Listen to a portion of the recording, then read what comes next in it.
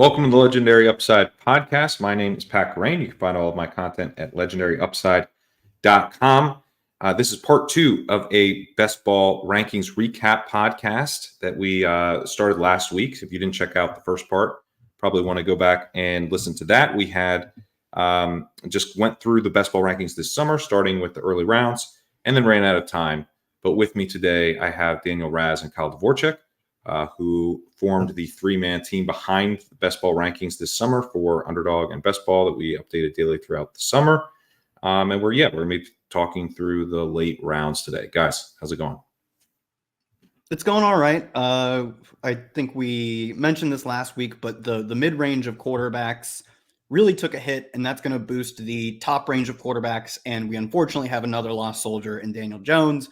I assume Daniel has – actually, I know that even though Daniel Jones out for the year ACL, there are worse options in that Daniel – this puts the Giants in the position to, I would assume, correct the mistake of signing Daniel Jones. Yeah, I would hope we give Tommy DeVito the full rest of the season. Just make sure we lose. You really want to see what DeVito's got, huh? Every game. I saw we're 16-point underdogs to Dallas this week, which made me chuckle, but I think we lose by 20. Yeah, that one's tough too because just that whole group of quarterbacks getting absolutely decimated by injuries, it's going to make those early round quarterbacks look like better picks than they probably were. But it's going to make late round quarterback hits really hit. We were out on some of the guys who you're excited about. We were also in on some of the guys that you're excited about. So we'll talk that. I did want to start with the running back group from the late round. So we kind of left off around round 10-ish, that kind of range. But we right after this, or right in that range, was a pocket of running backs that our rankings, I think, were generally high on. And there are some hits there. We stayed ahead of market on Devon Achane throughout, which is almost like, that's almost like a big sigh of relief more than any kind of victory lap there. But because we never took a huge stand on him, but we just were ahead throughout. But there were guys we took big stands on. My biggest stand in my entire portfolio was Jaylen Warren, just ahead of Breece Hall as my overall highest drafted player. And we also, had some big stands on some of the other backs in this range. But so this is take 2 of this pod because my internet went out. When it went out, you guys were going into a deep dive on Rashaad Penny, and we can start there. That was one of our bigger misses. We ended up high on him in the final rankings, and we were. I think there was a period where we got a little bit nervous and lowered him, but we never clearly were low enough. So what are your guys' thoughts on how we handled Rashaad Penny? Yeah. So I would put it this way. If we had a Venn diagram of the people that drafted Ronald Jones last year and Rashaad Penny this year in the 10th and 11th rounds, we'd have a circle for better and for worse. I think you want to be chasing backs that have the ability to carry touches on offenses that we're confident in projecting top of the league. But we also have to be wary of the team's revealed preferences and how the investment they put in players. Rashaad Penny, just like Ronald Jones, got essentially a veteran minimum contract. And it seems that they are viewing them as such and giving the ball to their other more high investment players. Yeah, he got a vet minimum deal. His team traded meaningful draft capital, not a ton, but meaningful draft capital for DeAndre Swift. And then during training camp, they're saying, oh, he's battling with Trey Sermon and Boston Scott for that final roster spot. The roster spot, technically turned out to not be true in that he made the 53-man roster, but in a more practical sense, he's been active for something like 2 or 3 games this year. He functionally did not make the roster. So, yeah, I think what Daniel said about the team's very clear intentions of this is a complete flyer. He's a vet minimum guy, and we have a backfield full of guys who are multifaceted. Kenneth Gainwell can play. He can run between the tackles. He can be a passing down back. Boston Scott plays special teams, but also every once in a while pops up for 2 touchdowns exclusively against the Giants. They have guys who can do things, and Penny is one-dimensional and a low investment, about as low as you can get by the team. That should have been a very clear flag that the team views him as Dearness Johnson or whatever, on the Jaguars, a true maybe this guy makes our roster type of player. probably could have been more cognizant of that and a little less reliant on what seems to be like a solid talent evaluation of the guy's ability to break away from any single carry, go for 50 yards and a touchdown. Probably should have been more reliant on the team's evaluation of him, which is that he's just a flyer who might not make the roster. He like technically did, but he functionally didn't. Yeah, one of the things that I've tried to get better at in best ball is understanding kind of the difference between like a 10th round pick and a 16th round pick. And I think we failed there on Rashaad Penny. I think Penny is still, to this day, an okay 16th round pick in best ball. He's on the Eagles, right? He was active last week. They gave him 2 carries. Oh, that You can see how he pops up for 2 games this season. Like even now, even though it's been like a terrible run out, the comp here would be D'Onta Foreman, who we had ranked in the 16th round. Yeah. And it's already, I think, a hit. I think D'Onta Foreman is already a hit because injuries happened to pile up. He got out there. He was good like we thought. And he already helped you a couple times. Foreman comp is like perfect for him. It's almost the exact same scenario. And you can see how it hits, as you said, like injuries happen, especially at running back, and it's just being right place, right time. But when that's all you have to fall back on, he could be a right place, right time guy. That's 100%. I'll take a flyer on the 16th because I need a final running back spot. Exactly. It's a terrible use of a 10th round pick. In the 10th round, you can hit big wins, and like it's not enough. It's not going to be enough. I mean, Penny's going to, like, he will, obviously, this is, everyone knows this, but this is a missed pick. But even if he has like a Foreman run, I don't think it's going to be enough to really save it. Now you need it very specifically to fall in the fantasy playoffs, which at this point it probably would if it happens because we're so late in the season. But I think that was definitely a process miss, or it was too ambiguous. They clearly preferred Gainwell ahead of him, and so he should have been going in like the 15th, 16th, 17th round. And yeah, we never got that low on him. Yeah, look at the guys around him and their team's investment. In our rankings, at least, the very pick ahead of him, Tank Bigsby in our rankings, not the pick, but are ranked ahead of him. Tank Bigsby, team was very clearly invested in him, and talked him up in training camp. Oh, he could take goal line work. He could catch passes. Like, there was no way he was going to be a game day scratch. Like, then moved down to Devon Achane. Maybe, like, the team clearly was sort of out on him at some point in the preseason, but they had like 3 viable running backs, and he was a reasonably highly drafted player by the team. He was going to get on the field at some point. Jamal Williams, his team paid him a bunch of money. Even if we don't think he's very good, the money tells you how the team feels about him, and that cuts in favor of Jamal Williams and was a big indictment of Penny. We still had him ranked around these group of guys. Yeah. Right, which was a mistake, yeah. And then also to add on another comp that I think is reasonable that we were also overweight on far later, Jeff Wilson pre his injury. If you want to look at ambiguous back who can possibly get the inside track on goal line work in an offense we're comfortable projecting as one of the best in the league. But Jeff Wilson was, even though he's probably going to go down as a miss, partially due to injury, partially due to 2 other backs dramatically outplaying him, he was going 4 to 6 rounds later. And the cost benefit and the risk factors with Penny in the 10th versus Wilson in the 15th really make those 2 meaningfully different process selections. I completely agree. Bigsby was another miss as it stands today, but I think it's interesting that we have them here in the final rankings. We should note that these final rankings, at the later we go, will be less and less an accurate reflection of where we were on these players, like over the course of the summer, because there were big movements late in the summer on some of these players. We sometimes stayed with that, like with Warren. In take 1 of this podcast before my internet went out, Kyle made the point that the fact that we stayed ahead of Warren slightly, despite a massive move up, shows you how high we were on him throughout the entire summer.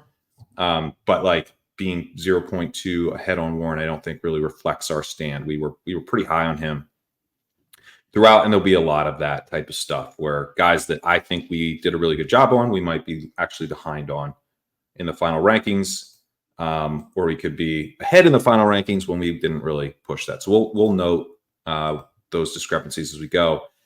Bigsby is a guy that we were ahead on, I think, throughout, and looks like a miss right now, and will probably go down as a miss. And it was probably overpriced relative to like his talent level compared to ETN's talent level. But on some level, I think we played this okay, and maybe even played it the way I would want to play a similar situation going forward, in that we were high on ETN and we were high on his direct backup. And it is those two guys. Like, I think we still feel that the contingent value belongs to Bigsby here. And so the way to play that in a clear two-man backfield where you think both players are pretty interesting is to be high on both players, I think. And we were. It's just that the backup looks like right now he may not have any value at all. Yeah, I feel like the fact that he's priced pretty close in our rankings to Warren, there's a handful of players between them, but they're two running back spots, 37 and 39, is interesting because we all felt that Warren would immediately be a change of pace back. He would get on the field in pass catching situations, whereas I think Tank Bigsby, we thought it was possible, right? Because the team talked him up as, oh, we could like catch passes. He didn't really do that in college. He could be a goal line back. He's got size, but he's not massive. Like he's not, 230. Like Pat, you pointed out, he's 215. Like he could be the goal line back, but he isn't locked into those roles where when you saw Warren last year, not only how they used him, but how he played, we were getting some standalone value. Maybe he was only popping into your flex on a weekly basis, but we couldn't say that for Tank Bigsby, yet we priced them somewhat similarly. That's the only part of this take that I wish I could recant, is that he should be priced more as a pure contingent back, but we had him at sort of the high end range of that. I'd say it's a slight miss on our process, but frankly, like it's a spot we want to be taking these types of shots at. He could be extremely talented. He could find his way. I mean, it's one injury away from finding himself into a very strong role. Maybe we oversold his standalone value a bit. I think both the Jaguars writers, the fantasy community, and us in line did that. But honestly, it doesn't feel like a miss in the way Penny feels like a miss. It feels like a slight overpricing, misgauging how we should play him to a degree. Penny's a whiff for us. Bigsby, yeah. I'm mostly fine with what we did with him. It's a good point that the market was baking in, I think, some standalone value, and then we were still high on him relative to the market. So in that sense, it's a miss because either just wasn't that part of his profile was completely overblown. Mm-hmm. Prospect profile didn't really back it up. ETN was a much, much stronger prospect than Bigsby. So at devil's advocate to my earlier point would be, no, the move here was to bet on the talented guy and be low on the backup who was not going to challenge him as much as the market thought. Not be out, but just treat him like a handcuff when the market was treating him like he was going to have some standalone value. Yeah, we could have been in on him for 3 months of the summer and just let the August hype, you guys are pricing in something that feels dubious at best. You can have him up at this price, because we would have still gotten a ton of him over the first 3 months because we were high on him, but we still, we still followed him up a bit, where that's like the only part of it that I don't feel great about. It's not bad though. Dalton Kincaid, we can go to, unless are there any other running backs we should discuss? Miami backfield, because Achane's in this range. We can just knock out all the Miami backfield. I've been scrolling through past versions of this document. Looks like I can't find a spot we weren't higher than market on Achane. We weren't all the way in on him. We didn't have him as like a Jalen Warren type of pick, but we felt pretty consistently good about his fit with this team and the plans to use him. The big miss is I looked and I couldn't find a year. I couldn't find an iteration of this document where we were high on Mostert. I don't think we were ever interested in him, mostly because we thought he would get phased out for Achane and Wilson would have that sort of early down, goal line potential work. So we were in on the backfield as a whole pretty consistently. We missed 1/3 of it. We missed the Mostert part. I feel fine with how cheap Jeff Wilson was that we were in on him up until the point of the injury. We actually kind of got completely out at that point. I feel fine with that. I feel good about Achane. Obviously, I wish we would have been higher on him. Mostert, we missed there. We picked winners, which I think was fine to do with Achane, but was probably just a mistake with Mostert and Wilson. Like, they're two veteran backs, both got run last year, both were fine. There was no like talent-based argument to really be like, It was a projection of role was really what it came down. Like Wilson will probably be the goal line back because he's like bigger. So it was a very fragile kind of role based, like kind of aren't you worried Wilson will get the goal line role stuff. And I think in that sense it was a pretty big miss of like, obviously Wilson got hurt and he was hurt for a while and we didn't really realize that because the reporting wasn't very, very good there. So, that part of it was unfortunate, but like also we played the Bears backfield so much better where it was just like ambiguous backfield. Let's not pick winners, draft all three. And I think it was very clear that was the way to play the Dolphins backfield. I know like Pete Overzet was playing it that way. There were other like sharp people were playing it. Ambiguous, take all three. And we didn't do that with Mostert, who I just found annoyingly expensive compared to Wilson. So it was sort of like, wow, why don't I just take Wilson a couple rounds later? And then I was also more nervous that the Dolphins would add someone. And I was more nervous that Achane would take the backfield than I was with Khalil Herbert in Chicago, for example, just like taking the backfield. So yeah, it all led to us being way too low on Mostert, who's going to go down as one of our bigger misses. Fortunately, right, if you're going to pick winners, have the talented rookie ahead of market the entire summer, that could end up being a really big win, even though, like, my guess is if you use the ranks all summer, you're probably at like 10% Achane. Like, I don't think you would be like, just a huge bag, but I think, you'll take that rather than being underweight.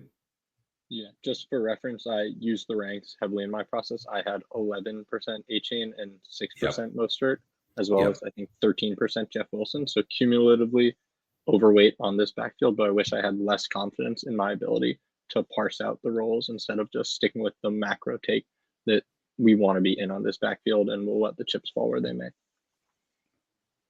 Yeah, I think it would have been like 11% Achane and like 9% the other two guys would have probably been like the correct way to play this. Like, I don't think we should have been basically just split our overweight. confidence between the two veterans almost entirely. Yes. Because Wilson was cheaper and like he was pretty good in 2022. Like, and we didn't know that he was going to be dealing with an injury. So yeah, for my own personal, and I guess that I would say too, it's like, I think in general, like drafting philosophy, if there's spots like this where you feel like, the rankings that I'm using or just how I've been drafting, I ended up kind of underweight this position. And now I'm like, oh man, like, I think it's totally fine to be like, I'm just going to hammer some Raheem Mostert because that's how I played it. I was like, I'm hammering some Raheem Mostert in my final drafts. Like, I think I missed this situation a little bit, once they definitely weren't trading for JT. And it's like that, this is the Jeff Wilson's on IR.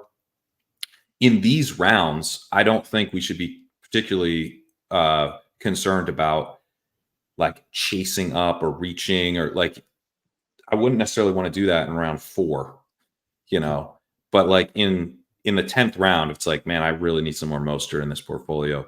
That's kind of how I tried to correct this a little bit.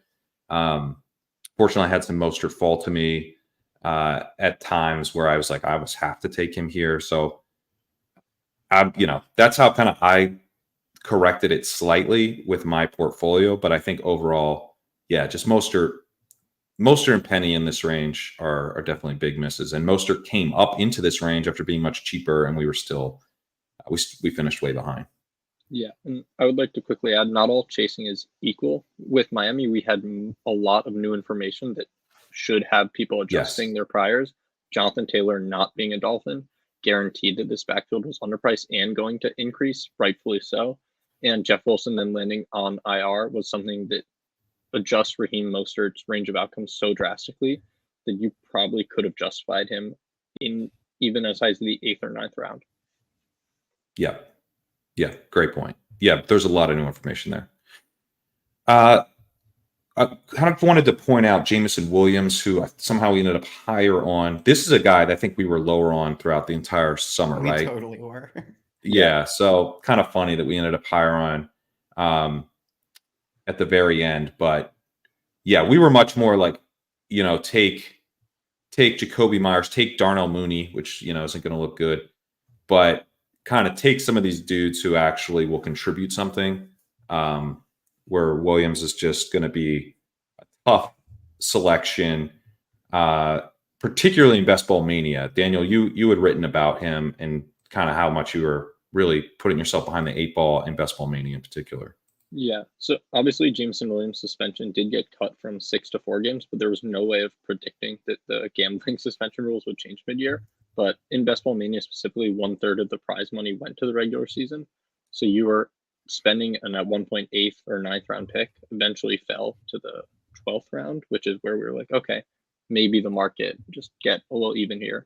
But you're taking a guy who's giving you guaranteed zeros for 6 of the 14 available games plus the bye week, which is something you don't want to do. And then generally, you don't want to be relying too much on vibes-based analysis, but the 2 biggest red flags we had on vibes were Kadarius Toney and Jameson Williams. For the comments from the coaching staffs aren't good. It seems like they're not enthused to put them on the field. Jameson's struggling with catching the ball.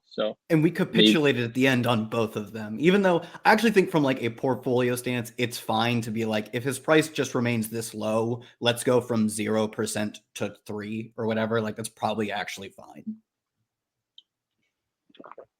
Yeah, it does make me want to, like, for next year, like, create some kind of average of the entire summer so that I don't have to pull up the final capitulation on these guys who we were fading on summer. Speaking of, well, Kincaid we never capitulated on, but let's have that discussion. This is one of our bigger fades. Ultimately, may go down and it look like a bad fade. He's getting targeted nonstop now. But the idea here with Kincaid, kind of this idea of what you need out of that, Rashaad Penny level 10th round pick or 11th round pick is really a lot more than what you need out of these late round picks or even like a 15th round pick. Like you should be thinking through the range of outcomes a little bit differently when you're in the 11th round versus the 15th or 16th round, I think. And Kincaid to me just felt like this is a guy who is unlikely to pay off as like an 11th round pick. Like he probably will, but I think it's because Dawson Knox got hurt. Like it was looking pretty shaky for him. The idea that they were going to play enough 12 personnel for him to be out there all the time was wrong. Like that just was not going to happen. It happened like the first game and I immediately capitulated, but it wasn't going to happen. I think they were passing out of 12 at like 30% or something, which is really high. Really high. They did push towards the highest. They were like second only to the Falcons. Maybe one other team was in there, but the point was always that they would be a historic outlier. They wouldn't have to be top of the league. They'd have to be top of the decade, top of the past 20 years for that to happen. And up until the Dawson Knox injury, it looked pretty good. I will say maybe we discounted the idea that he could flip Dawson Knox because Knox just doesn't do anything. This guy is worthless for the team other than being like, I guess he's fine in the red zone. Maybe he can block. But do you want this guy will probably flip his starter by week 7, 8, 9 as your tight end 9, tight end 8? Probably still not. But I do think by the end of the season, he would have flipped Knox because Knox just doesn't do anything where Kincaid looks good. But still, I don't think that's worthy of what the cost was. Maybe we didn't factor in enough. It wouldn't have gotten us to even on him, though. Yeah, I absolutely agree here. I think that we had the range of outcomes identified. We were comfortable with the risks, and it was a player that I think correctly was 1 to 3 rounds overpriced. I think we probably thought it was closer to 3, and in reality it was closer to 1. So it was a possible small loss for us, but I think process-wise, a small win. Yeah, I think process-wise, I actually feel good about the Kincaid thing. Like kind of our overall point with Kincaid was he's probably going to have to flip Knox. My big thing, I went on Liam Murphy's show and we'd argue about them. And my big thing, the whole thing kicked off because he was showing me a team with Kincaid and Knox on it. And I was like, that's not going to work. You need it's one. It's that Kincaid flips Knox is how he pays off this very expensive ADP. He probably has, right? Knox comes back. I don't know that Kincaid's going to be back to like 50% of the routes. And so the Kincaid pick will get there. But part of being out on Kincaid, or part of being really hesitant to chase Kincaid, was that we were high on LaPorta, who, of course, we finished below on, but we were high on him throughout. You know, I was drafting LaPorta back in the big board days, and then we were, you know, really into him throughout the entire process. I thought he's like basically as good of a prospect as Kincaid, if not better, and you know, gets drafted highly in the second round, and had a very clear path to starting time the whole summer. So we, you know, we were directing people to another option that I think you still would just rather have straight up, or maybe, I don't know, maybe not if Knox is gonna be out. But that was definitely one, I think, despite finishing a little bit behind after some steam, there was sort of another way to play this. Like, if you want a rookie tight end, why not take a guy who's starting right out of the gate and has a clear path to being the number 2 on his team? Yeah, you could have gotten that with like Luke Musgrave too. He's been banged up, but like anytime he's on the field, he's running 80+% of the routes. He's getting like a 15-20% target share, and he moves the ball downfield a little bit. One other tight end, just a bit above this range that we should probably mention, is Evan Engram, one of our bigger fades. And I feel like I don't feel that bad about it. He's going to finish as like a top 5 tight end, but it's going to be mostly war of attrition. Like, he's still not had, I think he's had almost every single week, he's been like a top 15 tight end, and he's yet to cross like 15 fantasy points. He's like hitting a strong outcome, and it's a relatively small win, especially in terms of spike weeks, which we care about. So like, yeah, we definitely, looking back, would have rather have been higher on Engram, but I still don't feel as bad about it as a bunch of other picks what we've talked about. Something like Penny feels like a way bigger miss than Engram, which, sure, should have been higher on Engram. He's going to finish way ahead of tight end 8. I don't know if it's going to be the most meaningful finish ahead of tight end 8. Yeah, I think that when we get the better in best ball points, you know, points over replacement, really trying to qualify spike weeks, this whole group, Engram, Njoku, Freiermuth, which is a group that historically 7th to 10th round tight end has been an awful range. If you blanket faded these guys, you would be doing yourself a great job. And I think we had Engram pegged. He was clearly overpriced, and I don't think he'll even deliver on his cost. Obviously, with some of the quarterbacks around that, Daniel Jones, Kirk Cousins, Anthony Richardson, it'll boost his stats. But if you could go back in time, knowing what you know now, putting injuries aside, I think you'd be extremely happy to be underweight Engram, if not a 0. Yeah, I think Engram has been a little bit better this season, like, you know, looking at open score and stuff like that, and his ability to earn targets has been stronger than I thought it would be. So he's got like a 23% target share this year. Like, he's a meaningful piece of the passing attack, which I think probably also comes down to the Ridley hype being way overblown. Like, didn't come in. And say Jones being hurt. Yeah, that helps too. Yeah. Yeah. But, you know, we knew it was concentrated. So like, Christian Kirk could have gotten hurt, or Calvin Ridley could have gotten hurt, and then Evan Engram was right there to step up. So that's not like, I don't mean that to say like, oh, you know, Evan Engram only is producing because of that, because that was always like a pretty solid, you know, part of his range. It's like, it's going to be these 4 guys. We felt confident about that.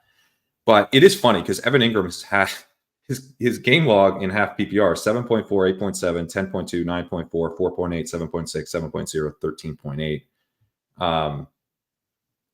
Yeah, I'm not overwhelmed with how good that is. So I don't feel bad about being underweight Engram. He was one of our biggest fades. I think we were generally not as excited about Jacksonville as the market. I just felt like maybe, I mean, I think we had we weren't hyped on Kirk. At the end, we got really nervous about Kirk and had him much lower. We weren't that into Zay Jones. I think maybe we were finished slightly ahead on Zay Jones. Never, as we talked about, we were never able to get even with Ridley. We were behind on Lawrence throughout. So it kind of felt like this offense outside of the running backs was a little bit overpriced. So if your macro stance on Jacksonville was play it through the running backs, I feel like, you know, that's okay. We even at the end of the summer, Daniel and I both were like, yeah, this hasn't proven to be particularly true, but we're like, this Jacksonville team looks like they could be like the next big offense. Like Trevor Lawrence could take the next step. And even with that, as we sort of tried to correct on like, let's not get too behind on Calvin Ridley. Like you said last show, like at some point we're gonna have to make the decision to flip him over T. Higgins or not. Let's just get ahead of that. We even, I think, brought up Trevor Lawrence and we just couldn't match the hype of the offense, which proved to be true because they're fine, but they're not taking this next giant step. And we even tried to like price that in more towards the end of the summer. And we just couldn't get to where Evan Engram projects really well. Zay Jones projects for numbers. Calvin Ridley projects for wide receiver almost one numbers. We just couldn't find that for all of them in the range of outcomes. Yeah. And I would say that the way, Pat, you described it with 4 players in a concentrated passing attack that you want to bet on, that's like the C tier 49ers. But they were priced as the B or even A tier 49ers, and it was really tough to get them. You know, Trevor Lawrence is definitely at this point providing less value to fantasy teams than Brock Purdy, and almost across the board, the Niners equivalent. Part of that's just the Niners being good, but the Jaguars have failed to, on every piece of their passing attack, meaningfully outproduce ADPs, even with contingent upside hitting with the Zay Jones injury and Christian Kirk and Engram being fine, like maybe small win pieces. The market was so bullish on them. And this is as someone that was bullish on the Jaguars overall, but I could not get over a team being priced almost near its ceiling in a game where other teams and offenses were not. And with a running back who was not priced near his ceiling. Like that was the weird thing about it. It's like, you know, we had the option to play it through ETN and Bigsby. And like, I don't know, if for every time you took ETN this summer, you had to take a share of Bigsby some other time, like you do it. Yeah. You would do it. It's like, fine. I'll have 100% of these two guys, 50 each.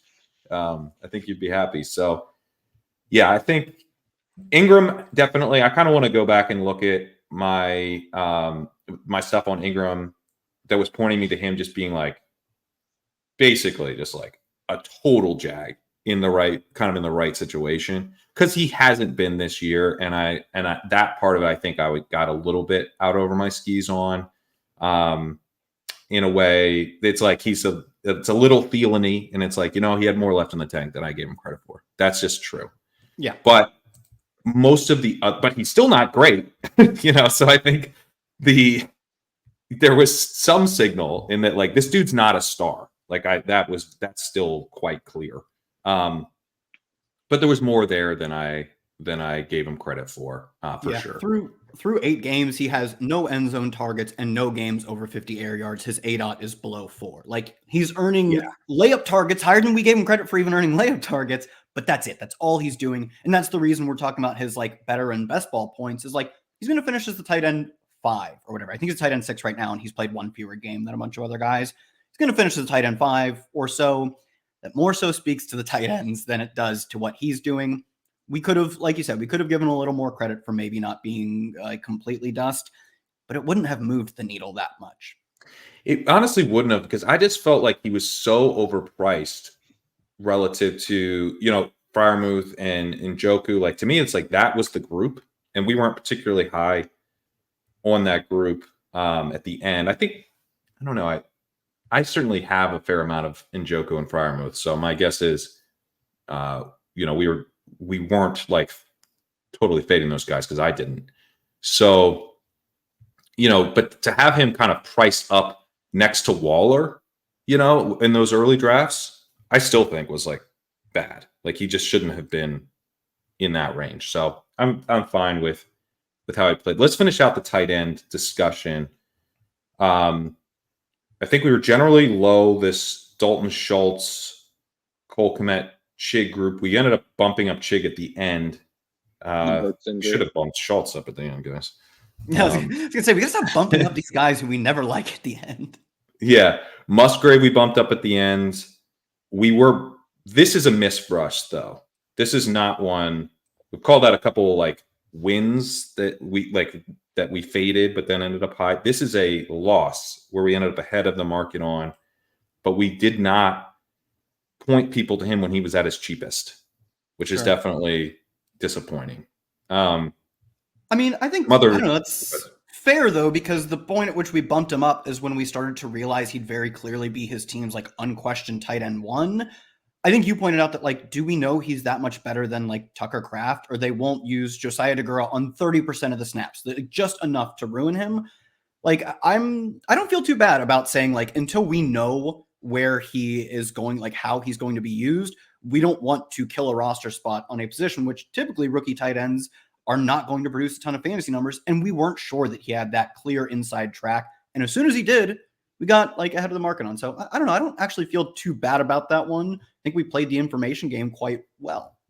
I think that the information was out there a little earlier. I know Maybe. Josh Norris had a great I think it was too, in yeah. late July or early August saying the player that will move the most in the next month is Luke Musgrave because he had an ADP past 200 readily available in the 18th round. And we were too slow. And at that point, it's kind of similar to the Ridley situation where this time the market correctly had caught on that this was a mispriced player. And we kept trying to chase a bit, but never could get out ahead. But another example that the rank, I think, doesn't properly reflect, we were out ahead of Jake Ferguson. We had the same information there. We moved him early, and that's looking like a win. Ferguson was kind of one of those guys that I think if you're like, well, why would you take Musgrave when you could take like Ferguson, who has actually flashed and does look to be like, I just felt more confident he was ahead. And then it started to be, it started to become more and more clear that he was going to be the guy. And then I did some tight end research that also pointed to the idea of these dudes being good run blockers being really important. And he was a really good run blocker and used a lot on play action, like even with Schultz there. He was out for a lot of like the play action stuff. I was like, that potentially sets him up for like the play action snaps around the goal line. Even if he doesn't have the full share of the routes, he should be getting that stuff. And that has played out exactly. That's been pretty sweet where he was used in kind of a 60% route rate at the beginning of the season, but he was getting targeted really heavily, getting touchdowns. And now he's taken over like the full job. And so, yeah, I agree. I think Ferguson was a big win for us. Greg Dulcich, though, big loss. Gerald Everett, too. Gerald Everett, Irv Smith. I actually, we were for most of the summer, I think, underweight on Irv. If I recall, he was going ADP 140 to 145. Oh, you I might think be right, yeah. We stayed steady around the 13, 14 turn, which I think I'd hope if you were using the ranks almost strictly, which isn't the most advisable, but if you use them as a guide, you'd be underweight Irv. But if you had Irv, it would have been at the end as he fell 3 rounds. I'm overweight Irv, so I think okay. I had like 10% Irv. So I think I had 2. Okay. I don't know if I'm overweight, but I definitely am more than 2. Yeah, I can peel through the previous versions of it, but I thought we were like consistently somewhat in on him. Maybe not to the degree that we ended the summer at. I don't know, guys. He scored a touchdown last night. Let's not close the book on him too quickly. True. No, he's dust. This guy's not good. Everett, actually, I'm 5% on, so I think we finished up on him, but maybe that's not reflective. The Juwan Johnson, I know for a fact, was a big fade for us. We had him, we like had him low, and then at points just like nuked him. And that, I mean, he struggled with injuries, but I mean, they signed Jimmy Graham. Like, you know, it was, I think that was a good one to be out on. Mm-hmm. But let's get to Dulcich, who was definitely a bigger miss for us. We finish up ahead of ADP when he's down in the 160s. I think we did kind of crush him at one point, but we started way too high. We started with him in kind of the Freiermuth group, who's also a miss. But, we started with him in kind of that Njoku, Freiermuth pocket, and obviously any shares there, you're just punting that off. And even shares down in, the 15th round feel pretty bad. Yeah, I I think remember we at least you. a little bit mispriced Sean Payton's ability to just play his guys. Like we've definitely done that with Marvin Mims in that you see Marvin Mims play and you're like, this dude should play 100% of snaps. Never take him off the field because every snap he doesn't play. He's his guy. He drafted him in the second round. Someone tells Sean this is his guy. This is like maybe the most your guy. I know it should be, but his guys are the guys he played with or he coached with in New Orleans, regardless of the team's draft capital. He was probably telling the GM, I don't remember who this team's GM is. He was probably telling the GM like, no, why are you drafting Marvin Mims? We've got Marquez Callaway on the roster. And he's like, well, I'll prove it to you. We've got Marquez Callaway on the roster. We've got Adam. A little Josh McDanielsy, I have to say. It's a little Josh McDanielsy. 100% is Josh McDanielsy. Like they had Tony Jones, Adam Troutman, Marquez Callaway. I think Traquan Smith signed to the practice squad. Like, well, Jordan Humphrey, I believe, was a guy he maybe had at some point. It's very obvious that he's got his preferences for his guys. And I'd say like Courtland Sutton and Jerry Jeudy rise to the prominence of it's okay that they're not his guys. They almost have to be played, and they're maybe good enough to be played.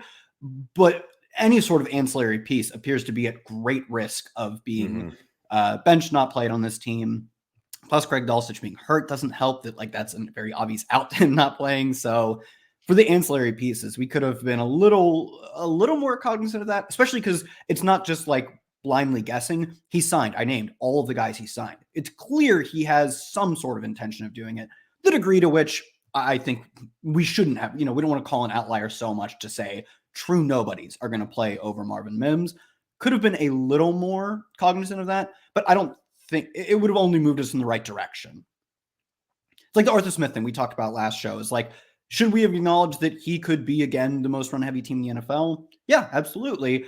But do you want to try and call, decade plus outliers? Probably not. You probably don't want to be making yourself the coach whisperer of how do these guys go. You could acknowledge that the guys are different, but should we try and pin these incredible outliers in terms of like Marvin Mims looks like the most explosive player on the field, yet he plays 7 snaps a game? I think if you assume he's the most explosive player in the field, you should also assume he plays a role. So we could have been more humble about it, but I don't think it's that bad to try and not get in the minds of these guys to the degree that it trumps our talent evaluation. Yeah, but I think Dulcich didn't have like some amazing rookie year. Sure. So I think that on that side of it, plus he's like a joker tight end, according to Peyton. That's what he called when him. Peyton didn't know who he was and then called him a joker, that maybe was a big red flag. That was a big red flag. And we should have quickly, I think more quickly. I think it was okay to like have the assumption that like Dulcich was highly drafted. He had a pretty good rookie year. He's a pass catching tight end.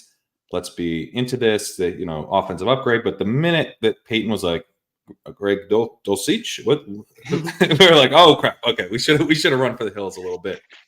And we didn't really. So that one's a bit of a bummer. Let's see. Dawson Knox, Hunter Henry. Hunter Henry, I think ultimately probably won't feel like a big win, although he's kind of like a tie. I know he helped like some Mark Andrews teams kind of get along, because he had that early season run. So, all of these are going to be, God, we ended up ahead on Hayden Hurst. We were like fading this guy the entire summer.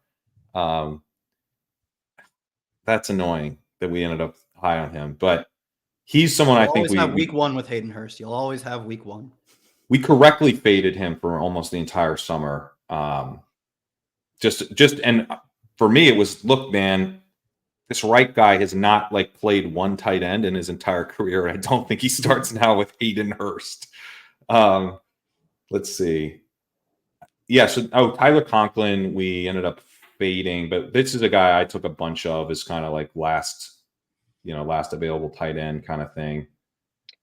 Kate Otten, we had as draftable.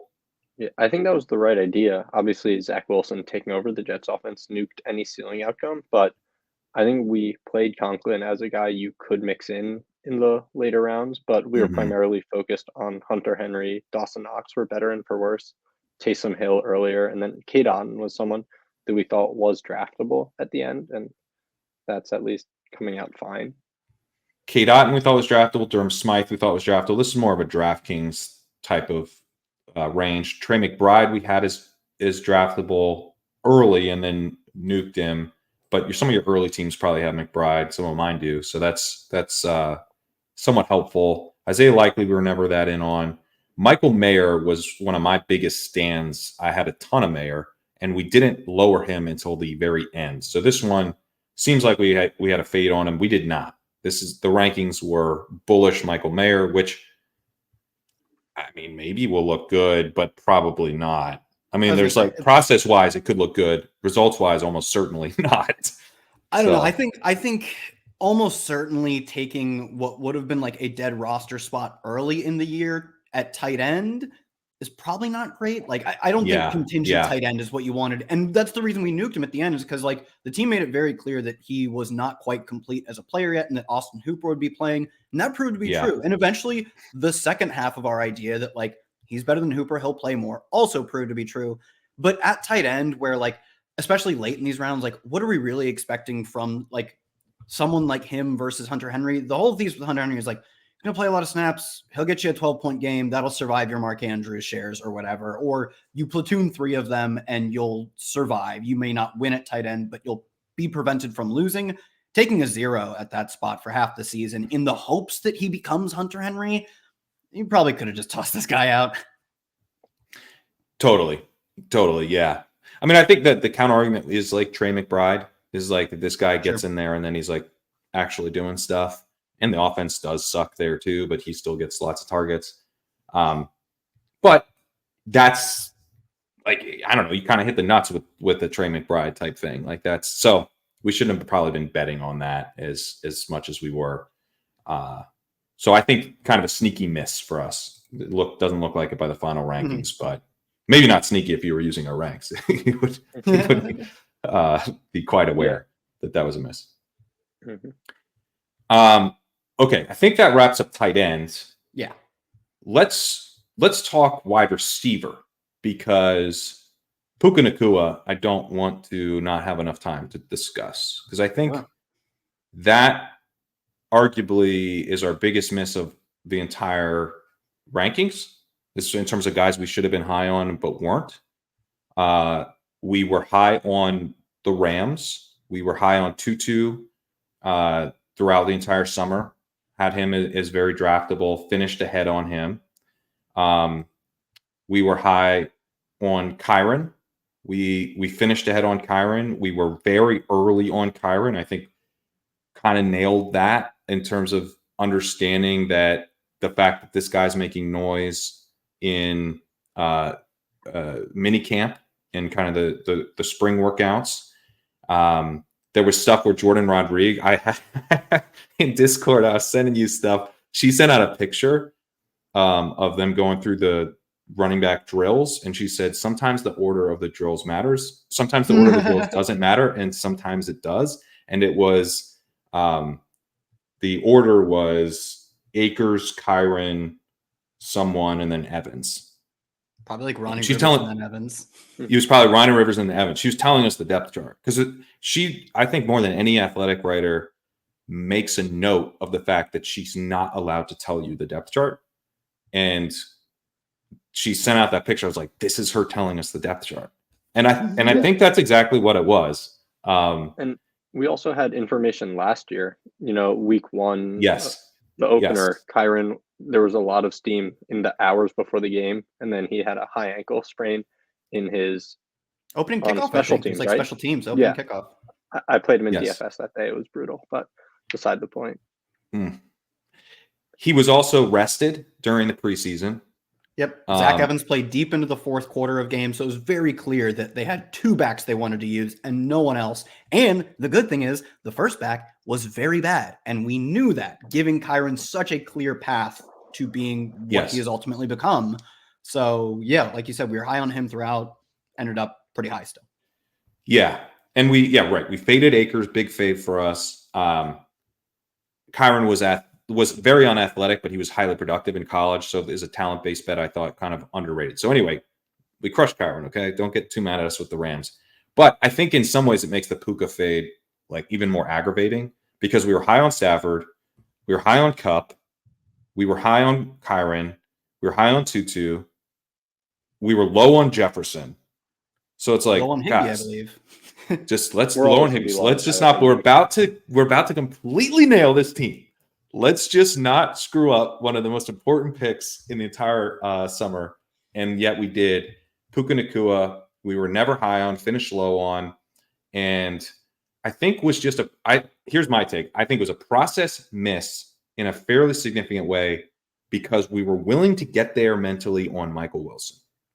And if we were willing to think through, third round pick doesn't have a great profile at all, but like can do something interesting and they like him. That should have been enough.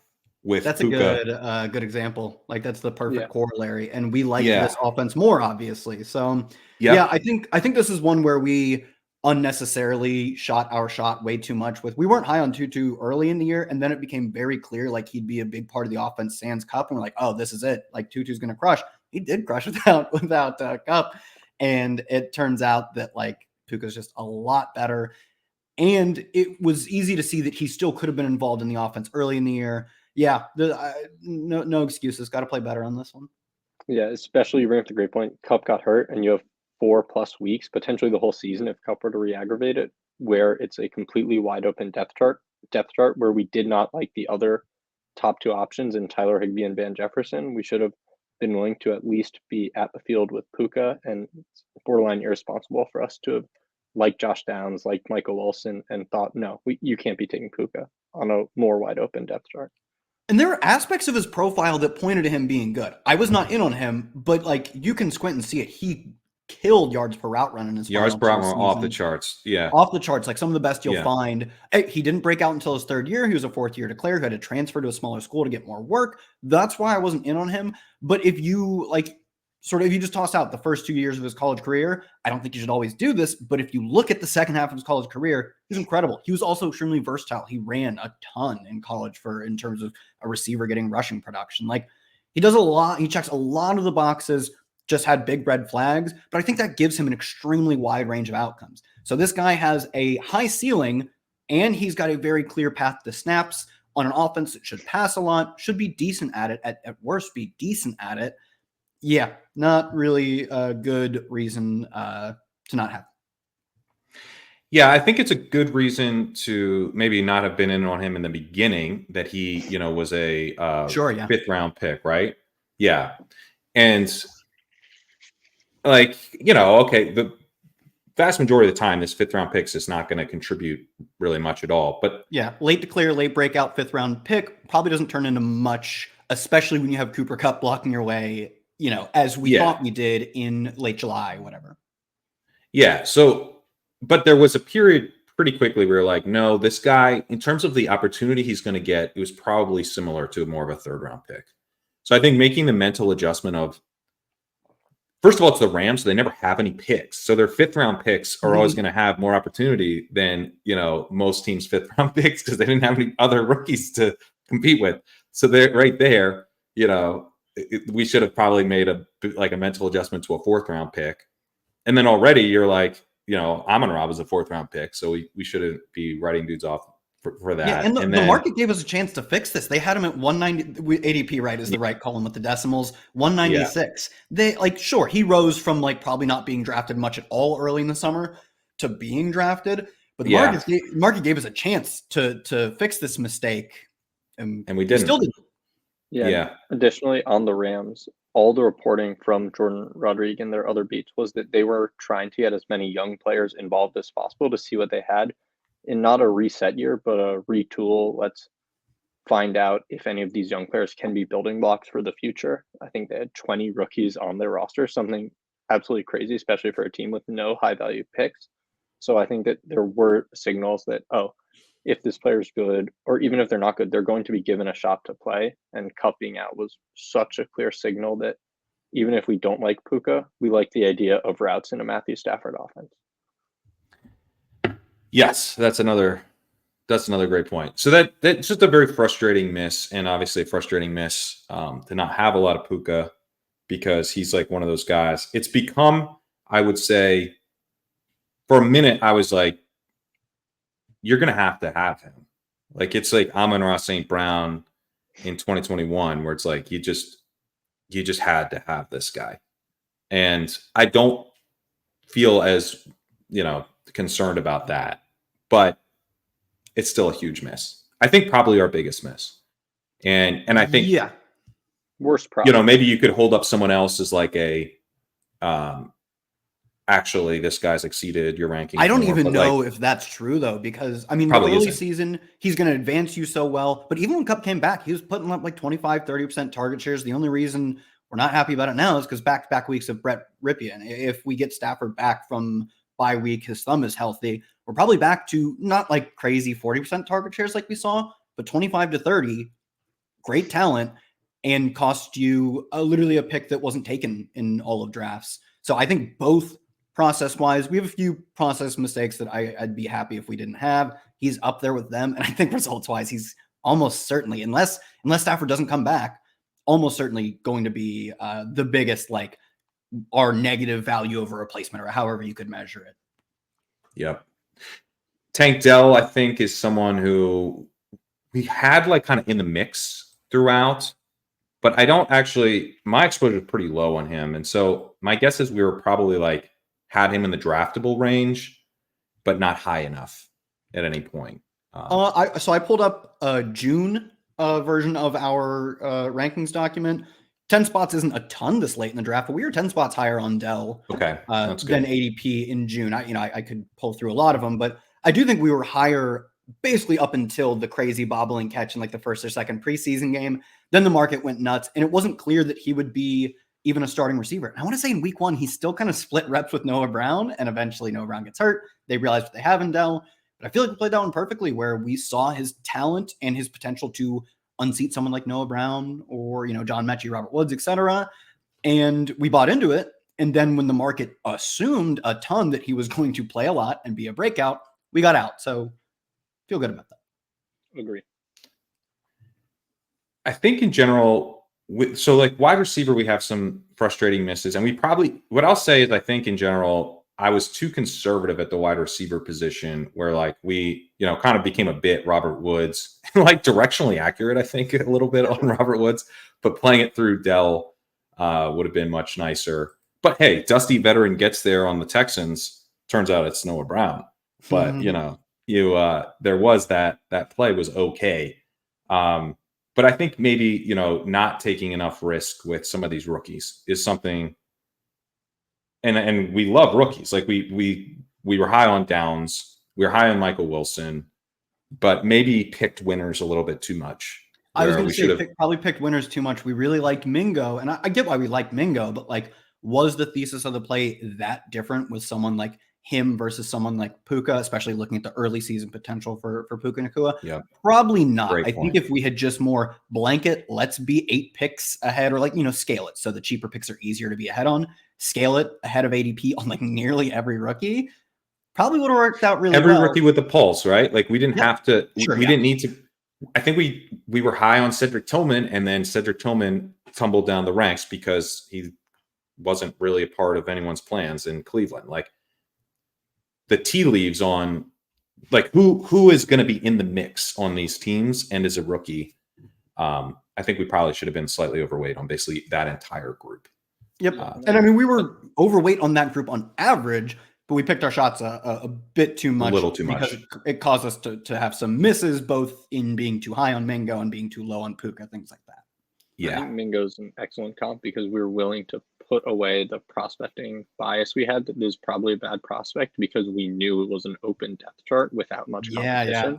And then if you look at the Rams and draft capital, I think the other thing it's really at least and probably overweighted in my mind, but the big thing for me that I could get there with Mingo compared to like a Puka is that this dude was a 2nd round pick. Yeah. Even though like we probably felt very similarly about them as prospects. They weren't the same prospect, but just in terms of like, if you made me rank them, they probably showed up pretty similarly. Like Mingo was like not particularly productive in his career, and he broke out like I think 3rd or 4th year, and it all came against, I want to say like Vanderbilt, who was nearly dead last in the NCAA in FBS. An EPA per dropback allowed, and I think an FCS school, if I remember correctly, like Arkansas State or something like that. I had no interest in him as a prospect, but then I saw the clear path to snaps and the draft capital, and I was like, sure, I'm in. I'll throw away quote, my biases, but my biases were our ability to evaluate talent, which proved to be true with him. We just gave up on that, but we couldn't throw away our biases for Puka, and that just turns out to be an enormous whiff. We didn't completely blow this though. Josh Downs, I think, is a good one. Okay, we got some of these rookies we nailed. Michael I think Wilson we were like turned out to be a good one. Like on the field a ton, a few good games for how cheap he was. Like probably undrafted in early drafts, maybe I'd imagine. Turns out to be pretty good, and he's been somewhat productive with their terrible backup quarterback. Things could go better down the road. He's supposed to come back next week. Kyler is supposed to as well. Yeah, like I think we nailed rookies as a cohort, but we could have squeezed a lot more juice out of rookies had we been a little less granular with our takes. Yeah. I still feel good about how we played the rookie class in general. In general, Daniel, you made the point last show that like we get this really wide range of outcomes with the rookies. And I think when we know that playing time is very likely to be there, then we really should just be taking cracks. And so it's not, so that's where I note like Cedric Tillman and some of these guys that look like they may not have a role at all. You want to be very wary of that. But if anyone looks like, okay, no, they're going to be out there, like maybe not for a full-time role, but they will have a role on this team, then we should be, I think, probably pretty overweight all of those guys. Yeah, I would agree with that. It's rare in fantasy football where most of the players are known, at least their talent to some ability, to get a complete dice roll. But those dice rolls have such wide distributions in game for you.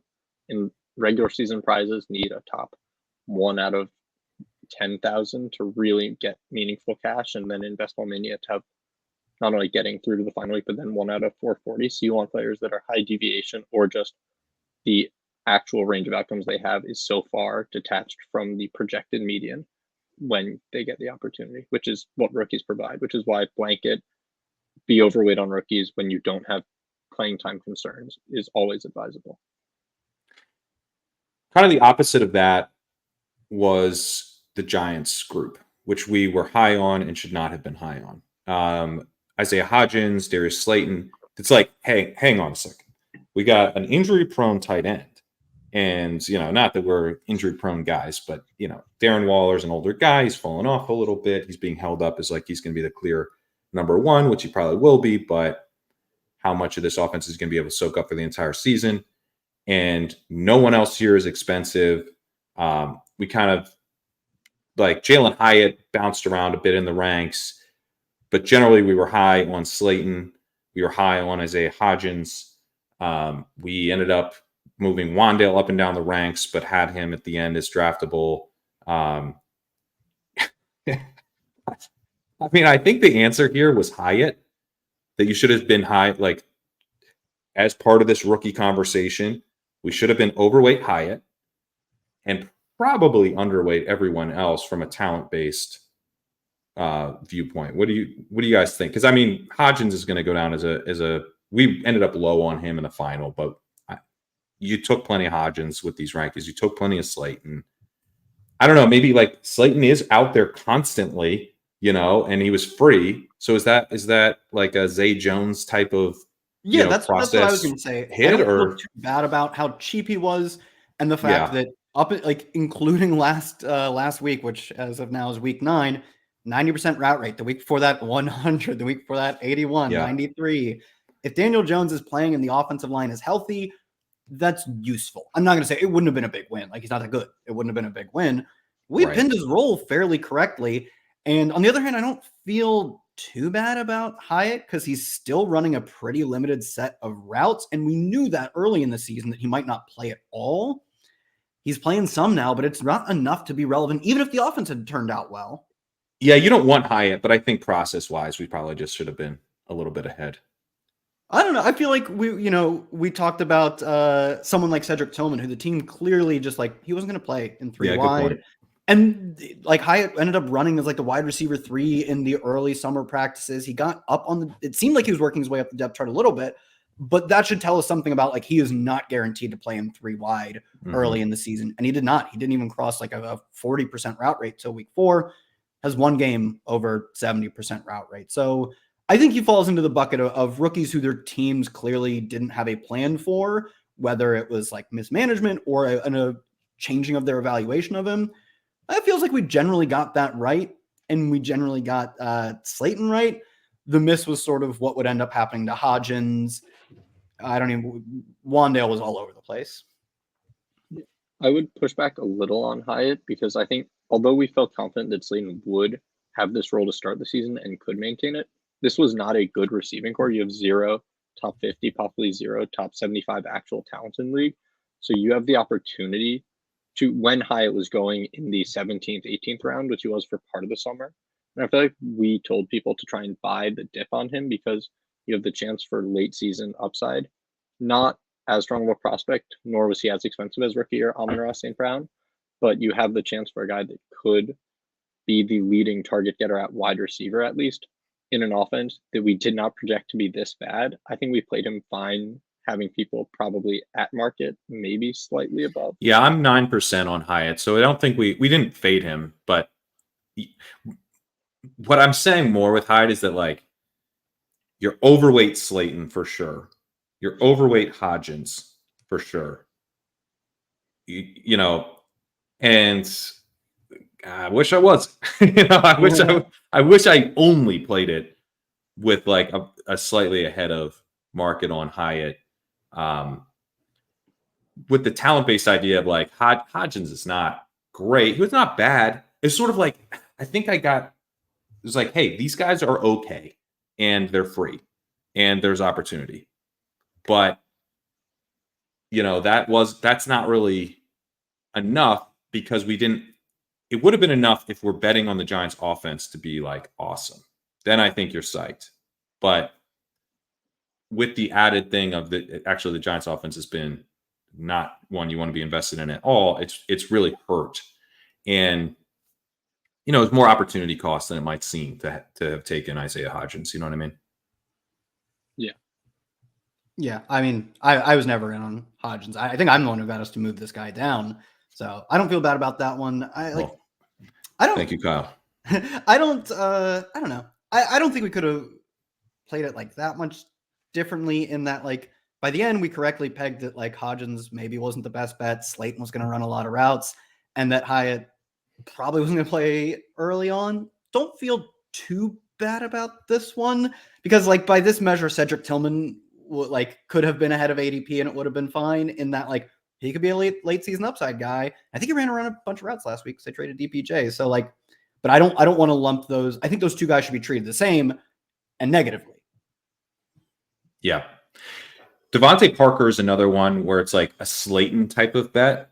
Yeah. And honestly, like maybe he will pay off because he was so cheap and he will be out there. We had a concussion this last week, but like they don't have anybody. They could certainly use, like, if he catches a touchdown Jalen the right week. Reagor last week, I think. Yeah. So, Parker could get there, but I do feel like, and this is weird because I don't think the rankings were not conservative in general when it comes to rookies, but looking back, I think played it a little too conservatively at the wide receiver position with some of these dusty vets versus rookies. Yeah, the dusty vet route running, we probably generally pegged the routes correctly, but undersold just how useless those routes were for, like, Parker, for Hodgins, for Slayton, like all of these guys. Like, we were correct on Allen Robinson. I think we all acknowledged he could run some routes. We boosted him from, I don't even know if he was in the rankings to in the rankings, but still like mostly undraftable. Could have just kept these do nothing, run a lot of routes guys there. And for every Adam Thielen we missed on, we would have nailed Parker, Slayton, Juju, Robinson. We would have had 6 to 7 dead roster spots that you as the listener weren't drafting. But at the very least, if I may add, the dead roster spots you do have, you were taking the 16th round instead of the 10th with Juju. So I think we hit the qualified part of it correctly, where we said, here's the archetype of route runner that's almost certainly bad, but we completely whiffed on some of the quantify of how much is this route runner going to matter in terms of the opportunity cost, where you could have rookies, even though we missed on some, I mean, Michael Wilson, Josh Downs, the hits, but wish Puka Nacua was in there, where you do have to consider the opportunity cost of even the late round picks when it's not guys with high positive tail outcomes. 100%. Yeah. And I think it's okay to pay for routes to some extent, but we were like, we're not paying for routes in round 12. Okay. And then in round 16, we're like, look at all these routes. You know, it's like, I wish we just like kept our heads a little bit more on the routes where it's like, no, it's okay to draft these guys now. We don't need to fade them now, but they maybe shouldn't be like targets. Yep. I think it's just for next year. Like that's how Parker was a target of ours. And Mecole Hardman was a target of ours because he looked like he could get routes. And like these guys truly should have been like correlate this in the 18th round. One of these guys per draft, correlate him in the 18th round. And you'll get a spike. Like Parker could, like you said, he's probably going to run a lot of routes as it turns out over the next half of the season. Could turn out to be useful in that sense because he'll earn targets at a rate undeserving because they have no one capable of earning targets.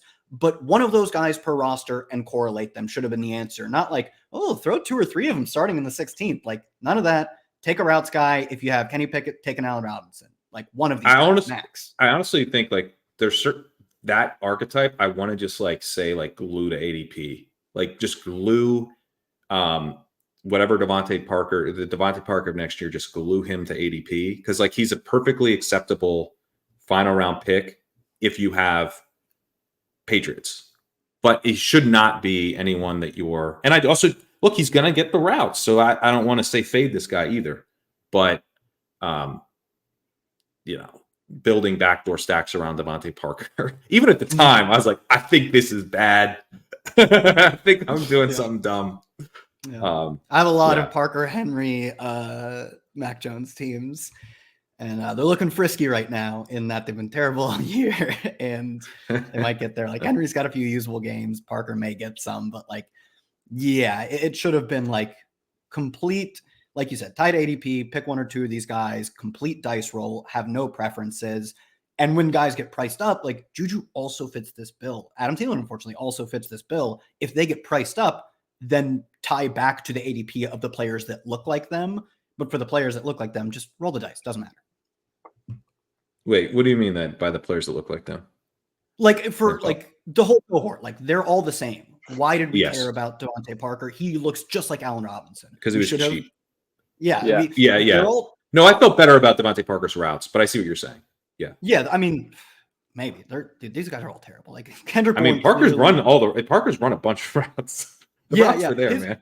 Yeah. I mean, I think his routes, they started dipping really bad when they realized Kendrick Bourne was good, though, which is an indictment of Parker to say that, like, it does not take much to kick you out of the rotation. They'll come back up because he's a veteran. Now Kendrick Bourne is out. We didn't know Kendrick Bourne was going to be good, but like, we should treat these guys all the same and view them all pretty negatively in that they're 17th, 18th round picks exclusively. And if the market wants to shoot their shot with Adam Thielen or Juju Smith-Schuster, let them do that. And let us just view them all as the same guy.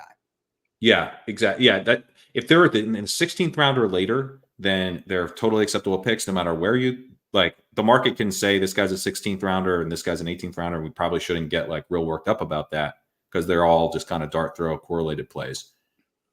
When they get into the 12th round, like I'm still happy to be out on that cohort, even though it costs us stealing. But you know, that to me, that's like a little bit of the tax you pay, as I said last show. But when you get down into the later rounds, having some of these guys as targets because of the routes, felt a little silly.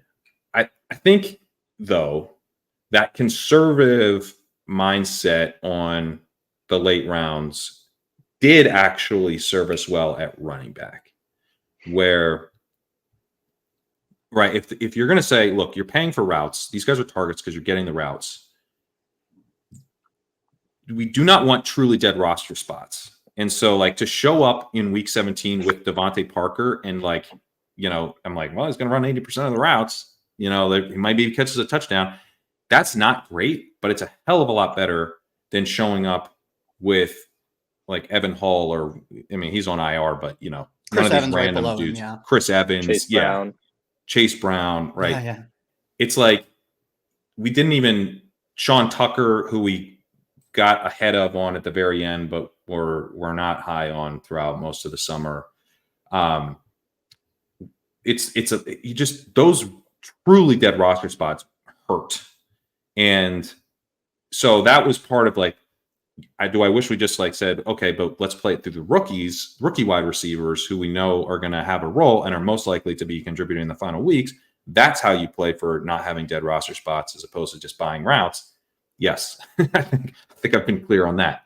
But I think if you use these ranks, you are feeling good about your late round running back group. It had way too much Fournette for your liking like 3 weeks ago, but now you probably feel okay about that, right? We weren't crushing Kareem Hunt, although we had him as draftable. So you probably not like have a huge bag of him. You have probably zero Malik Davis. You probably have zero Deuce Vaughn. I mean, you might have a little taste of Deuce Vaughn, but not much. Maybe, and probably only on DraftKings. We even as late as June, early as June, we had Deuce Vaughn behind ADP. Like, especially that late in the draft, there's always someone ahead of ADP because it's so volatile back there that like maybe we had him as draftable. Maybe you threw him into a Dallas team, but we didn't have him ahead of ADP and we weren't particularly close. Right. Yeah, I think we did a really good job there. As we kind of like, it was a little bit of the flip side of this thing that we just spent a while on criticizing ourselves for with the wide receivers, is that we weren't really chasing the true dart throw running backs that not only are we're likely to provide total zeros for the entire season, like we drafted with Elijah Mitchell and Tank Bigsby, unfortunately, but like basically like weren't like don't even have a shot of doing anything now. Like there's theoretical upside to Elijah Mitchell and Tank Bigsby, more Bigsby, but even still, there's theoretical upside to having those guys on your roster. There's like no theoretical upside to just when you whiff on one of these running backs. And I also think, as we talked about with Kyren, right? Like we did a good job, I think, of identifying guys that bubbled up. Josh Kelly bubbled up, clear number 2. Let's get on that. Right now, it hasn't really worked out because he stinks, but we were right that he was a clear number 2. He got that opportunity. And so when guys bubbled up, then they became draftable for us. But if they never did, then, we were out. I would say the biggest miss on this was Zach Moss, who we never really viewed as someone who bubbled up. And he, there were some, I know Rich Rebar was on him at the end, and there were some tea leaves there that he mattered. And we didn't really read those right. But, we were never that high on like Zamir White, who never really bubbled up, right? Because it's sort of like Amir Abdullah's out there doing stuff behind Josh Jacobs. Like, so I think this general group of guys who were clearly not the clear number 2, where there's just a high likelihood that you're just adding a zero. We steered people away from those guys without too much opportunity cost of missing like the Kyrens of the world. Yeah, the only person I would say, I wish we had more information was with the Ravens backfield and Gus Edwards. But obviously with J.K. Dobbins going down, Gus becomes a drastically different pick. But we were so in on Dobbins and the Ravens offense, and we were not that in on Gus. Part of it was, Justice Hill's there. Keaton Mitchell flashed in the preseason. Are we sure Gus is going to be the 1B?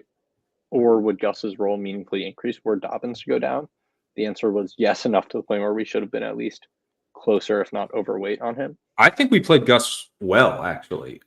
We were high on Gus early. I have 9% Gus, and I think we were pretty high on him early on, and then it became clear that he wasn't the locked-in number 2.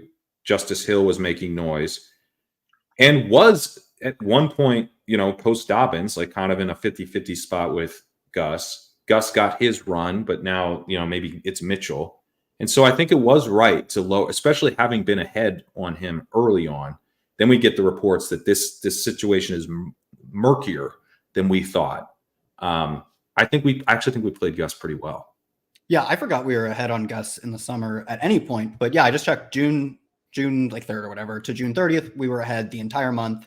And I think it's at the point where we're like, there's still some risk with J.K. Dobbins in a number of ways. and we want to play that through Gus. And then as the information changed, we dropped him pretty deep. Maybe we could have bet a little more on the contingent upside. Like a lot of guys have strong contingent upside. But as you pointed out, like there was a very ambiguous point in which it looked like Justice Hill could have leapt him. Not too bad on this one. I don't feel bad. Yeah, and I think like the Dallas thing, we mentioned Malik Davis, Deuce Vaughn. We did end up in the final iteration ahead on Rico Dowdle. And, you probably only have like 1 or 2 shares of Rico Dowdle if you use these. So do most people. Most people don't have. So do most probably. people. Yeah. And to not have chased on the wrong guy the whole summer, like you got to use that pick on someone else. It's something we talked about early in the summer is like we want to, there are spots where we can lock in guys for roles. Like Hunter Henry from May, whatever. We knew he was going to play a bunch of snaps. Really wanted to be on him as a last round pick. Or like Baker Mayfield was going to start. Want to be on him because we knew, and we don't know about Malik Davis versus Rico Dowdle. So let's keep both of those guys very low or not in the ranks. And once we get the information, act on it hard. And that's what we got with like Rico Dowdle being 10 picks ahead of ADP at the end of the summer. And he literally no way was in our rankings May 1st or whatever. Keontae Ingram. Keontae Ingram was someone who early in the summer we didn't know, 100% out on. We were like 30 spots behind ADP as of June or whatever. Then at the final weeks, we realized like he was probably the number 2. He's not very good, but he's the number 2. Get him in there and get him a few spots ahead of ADP. And actually, we didn't even really take like massive stands on some of these guys. We're like, I don't have a ton of faith in them, but he should be on your radar as an above average pick with your 18th round pick. You can see it with like Dowdle, Engram, these types of guys. Breida, we had 2 spots ahead of ADP on Breida. Yeah. He's an above average pick at the last pick of your draft because we started to make it very clear that he had forced Eric Gray out of the backfield and like Gary Brightwell wasn't going to be a thing or whatever. Like, so sure, he's a little bit of a better pick. I don't think Eric Gray's in the ranks or ever really was in the ranks. No, it just wasn't. It wasn't clear that Breida would be like the one, not 1-for-1, but would be the starter even because they had drafted Eric Gray. As soon as we saw the preseason, you should be like, oh, Breida will start if anything happens to Saquon. We need that confirmation, and we got it. Get him ahead of ADP. You don't have Eric Gray. You don't have Zach Evans. Would be another. Yeah. Like until we felt good about Kyren to put him in, we weren't really ranking those guys. You do have some Evan Hull because we misread the Colts situation just largely. Yeah, at running back. Yeah. We did okay. Running with back, the non, whole backfield. Yeah, whole backfield. Whole backfield. Yeah, yeah. Although we had Alec Pierce too high, but had Jelani Woods in there at one point. Had Jelani Woods in there at one point. Although we got him out at least. We got him. Kick him out. Yeah, kicked him out. But yeah, we misread that backfield. Basically, didn't get anything in that backfield right, except we didn't have Evan Hull ranked early when we didn't know who it was. We just had Jonathan Taylor. So yes, you have some Hull from like late. Well, probably early September, probably late last week of August into September. You've got some Hull, but I think overall, like we did this well, and something I really want to do again. Like I think this is the way to play it. You only draft running backs who we actually know have path to value the entire summer, but when a new guy becomes one of the players that is important. It becomes draftable. When a new player becomes draftable, you should probably be pretty aggressive about getting that guy. I would say personally, I probably didn't get aggressive enough on Kyren, and we probably should have been a little bit more bullish on him in the ranks. There was part of me that just felt like it was a little silly, that like it's like Kyren Williams. This dude's not good, and he's good enough, but he's not. He's good enough to be in the mix. But am I really gonna like plant a flag on Kyren Williams? Like, come on. Yeah, that adds on with the year prior, Isaiah Pacheco being the poster child of this, where he's rarely drafted for most of the summer. And he screamed up boards partially because you want pieces of the Chiefs offense, but also because he had such a clear path to displacing a useless high investment back there. It's Clyde Edwards-Helaire. Here was Cam Akers. And it was clear Chiefs, pretty sure Clyde wasn't good. Rams didn't have much investment. Akers had benched him multiple times. Unclear. Almost traded him the year before. Yeah, so the Kyren one was more of, we reacted way more than the market. We didn't react enough to the true value of they don't like their starter. Their starter might not want to be here anymore. It was just such a clear mutual parting. It was a missed opportunity. It was a hit, but also a missed opportunity because we could have been like these like legendary upside is kind of leading the charge on Kyren Williams, and then he becomes a massive hit. So it's a bit disappointing because we didn't take as big a stand as we could have. Oh, Devin Singletary is a guy that's kind of interesting because we were high on him and then got low on him because it was a sort of Gus Edwards-y type thing. Yeah, Dameon Pierce played every single preseason snap. It looked like there was no passing down, committee back type of work available for Singletary. Like a week or two in, that kind of looked to be true. Like the bigger thing is it won't matter because neither of these guys are just any good on this team. But yeah, like that's another one where like we reacted strongly to information and ultimately like it's not going to matter because he ended up getting the start and he ended up being terrible. But yeah, I think we kind of properly gauged that information even below. And Sean Tucker, like he started the season as the RB2. Like we kind of nailed the reaction to it. We were pretty ambivalent on the backfield early in the summer. He started the season as the RB2. He was just bad and he got benched. But like once you get the information, you play it the way you can and you'll find enough Kyren Williams to outweigh the Sean Tuckers because both of them were clearly the RB2. Kyren ended up being RB2 plus like 1B. Yeah, and hopefully like, next year when we don't take a Sean Tucker in June, it's because we are taking that year's Puka, And I think like from a macro perspective, the, not just taking blind stabs in the dark on random running backs in the late rounds in June is good. We overplayed, but just pay for routes at wide receiver. We should have been saying, no, take not random stabs in the dark on rookie wide receivers who will be, have a much better chance of being active and being good, and having earned their team's trust by the end of the season than this running back who like might not be active at any point. Like Zach Evans, like, he was a very suspect prospect, didn't seem to be making much noise. You're psyched you don't have him, but we could have, I think, then leveraged that the next level up and said, let's go ahead and then make these high upside bets elsewhere.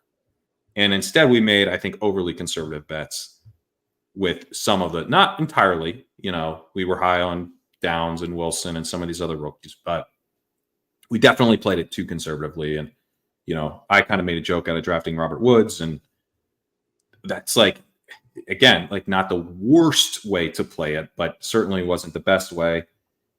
And it would have been better if he had like tight end eligibility or something. Like if it was a dusty kind of tight end, then you go, okay. If it's literally the Zach Ertz play from a couple years ago, even this year, would have been this year, then you're psyched. Yeah. But paying for those routes at wide receiver, I think is only really going to pay off in a big way if the offense ends up being like elite. Mm-hmm. All right, let's close out with quarterback, who I think we have some. This is if wide receiver was frustrating and running back was largely good. Yeah, quarterback is kind of like more like tight end, where it's sort of in the middle for us. I think that our general philosophy on the quarterback position was be done a little earlier than the market says you should. Be done. General, I guess we got Tannehill up in the ranks at the end. We weren't really drafting a ton of him early because of job security issues. Mac Jones was kind of last call for us. You see, like we didn't really like Jimmy Garoppolo. We have way low. Baker, we have way low. So we weren't. I guess where did Howell end up? Howell we end up. Yeah, we were way low on Howell. Ridder we ended up moving up on, but we were low on him for most of the summer. And yeah, our feeling was like, get done at quarterback before job security becomes a major issue. So we were going to be overweight Stafford. We ended up, I think for the summer, we were overweight Pickett, although we were low. We didn't chase him up. Probably even with Love. Overweight Purdy, that was one of our bigger quarterback hits. Overweight Carr, which feels gross even now, but that's probably okay. Wilson, we were kind of even on throughout, I think. And then kind of overweight this group that's just been decimated by injuries, which has been unfortunate, obviously. But I think Stroud ends up becoming a big hit for us. Not someone that we like identified as like a must draft necessarily, but we finished 18.2 picks ahead of ADP on, and we're high on him throughout the entire summer, as we were with Bryce Young, which sucks. But, you know, we kind of, I think from an archetype perspective, it made sense, you know, be in on these guys who have job security. They're going to play the entire season. They're going to start week 1. We don't know how good they are. Be overweight both. Stroud was the cheaper of the two. So you should have plenty of Stroud. And you don't have much Ridder or Howell, right? And you could say, I think it's funny because, like, if I told you you can be overweight Stroud and Young, you'd be like, great, I'll be overweight that duo because Stroud is such a hit. And if you gave the same choice, you can be overweight Ridder and Howell, you'd probably take that too because Howell's been such a hit. But maybe this is biased since we were overweight the Young Stroud group. But I still think that's a better way to play it and a better place to be in because Young is still a starting quarterback in the NFL. And he will get you some points. Ridder is like done. So that hurts if you show up in week 17 with the Ridder team. You know, you've got one out probably at quarterback. Or maybe, you know, maybe you've got a team that's now tanked because it was an injured quarterback plus Ridder or whatever. So just having Young be out there is something. And, you know, I think being underweight the job security guys is probably good, although Howell is already a miss. And now it's a question of how big a miss will he be? Because if he starts the rest of the season, he'll be a big miss. Yeah, the one player that I wish we were lower on in the job security bucket was Ryan Tannehill, who we were low on for most of the summer. But once they signed Hopkins, we read it correctly as they think they're competitive. But what you think about your team can only go so far when you are not able to field a competitive roster and drafted a quarterback in the top of the second round. So I think that Tannehill, we correctly said there is a very large non-zero chance that he's not starting week 17. We should have then said, if he's not starting week 17 in 20 to 30% of situations, we should have zero interest in him on an offense we're not super bullish in. Because we saw that with Jimmy Garoppolo. We were really worried there. I wish we were that worried about Ryan Tannehill. I feel like that's probably different, though, because Tannehill was not playing particularly well, and they didn't really have any inclination of benching him. Now he's hurt and not playing, whereas, like, Jimmy Garoppolo's healthy and just not playing anymore. It's a weird situation, right? Because they gutted their whole staff. And it's possible they're doing this to not guarantee money down the road based on injury. Same thing we saw with Derek Carr over just the last 3 games. Somehow this is happening after week 8.